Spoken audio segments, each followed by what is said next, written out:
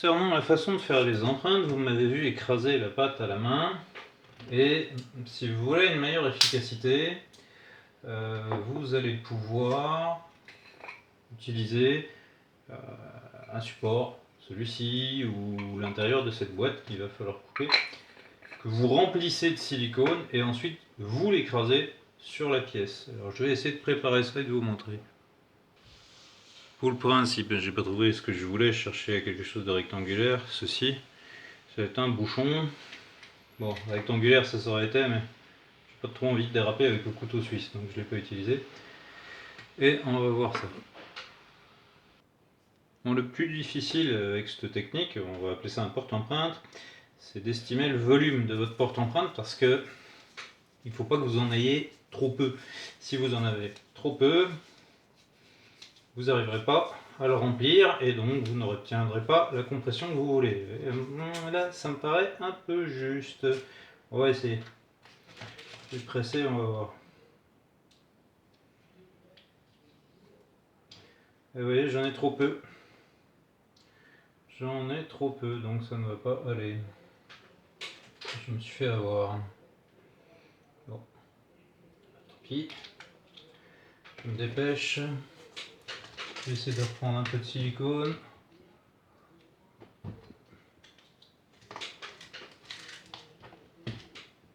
Tac. Allez. On mélange. Donc si vous avez trop peu, vous ne pourrez pas comprimer. Le but c'est qu'il y en ait plus que ce que contient votre porte-empreinte. Sinon sans ça, pas de compression. Alors ce coup-là, je suis bon. On place la pièce sur une zone plate, on vise, on centre et on se brouille parce que sinon c'est pareil. Donc là, la surcompression, on y est puisque qu'est-ce que j'ai fait? J'ai carrément découpé mon disque de matière. Donc ça, à la limite, si vous voulez vous amuser, créer une balle rebondissante pour les enfants, pour le chat ou une gomme. Ça gomme aussi, enfin ça fait une gomme grasse, hein, ça taille. Donc là, c'est le principe du porte-empreinte.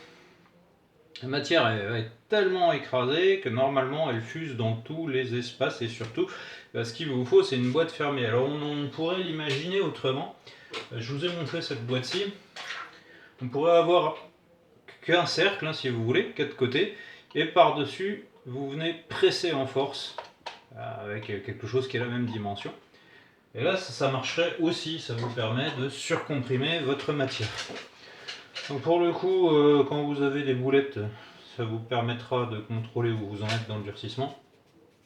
Là je vous ai dit, il fait chaud, donc ça va assez vite le durcissement. Et si vous avez des boîtes de forme rectangulaire pour les barrières, forcément c'est mieux. Vous pourriez vous amuser à le fabriquer aussi. Moi, le petit écueil que je dirais avec le coup de la boîte, enfin, je dis que c'est un écueil, mais finalement, ça ne sera peut-être pas. Alors, hop, j'ai pas une boule régulière, c'est pas grave. L'écueil que j'ai avec ça, c'est qu'on ne peut plus tordre un petit peu ce qu'on peut faire là. Enfin, c'est léger, hein, mais on peut légèrement plier le silicone. Avec un coffrage qui est rigide, tordre le silicone, c'est fichu. Donc je sais pas. Alors là ça commence à bien durcir. Voilà, juste pour montrer, je vais essayer. Donc, comme le silicone c'est gras, ça coulisse. Et voilà, donc là j'ai vraiment ma surcompression, je suis rempli de partout, j'ai pas de vide comme j'avais déjà pu vous en montrer. Procédé, donc maintenant j'arrache les bavures.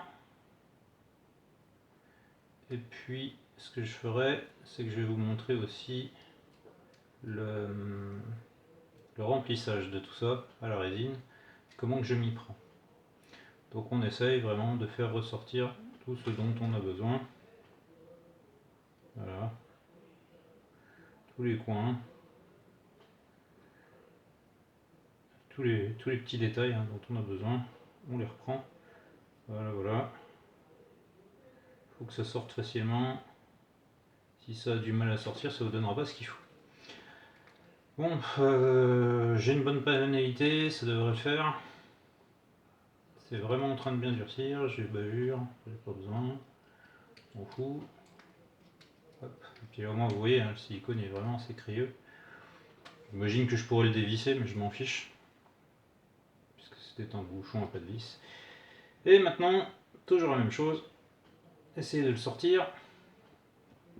Sans détruire ni la pièce, ni le porte-empreinte. Alors là, vous avez vu, il y a deux pattes, donc on arrive à jouer un peu des deux côtés. Quand il n'y en a qu'une, c'est un peu plus compliqué. Et je pense que là, on n'est pas loin de la limite de résistance de la résine. Alors à savoir, avec les résines, là, comme ça, poudre liquide, la souplesse de la résine, c'est le liquide. La résistance, c'est la poudre.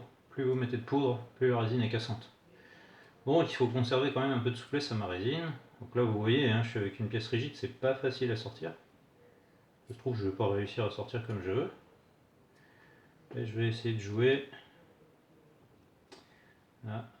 Si vous voyez qu'il y a une résistance, je vous conseille de virer un peu l'accroche, à la limite, tant que ça n'a pas déchiré le silicone.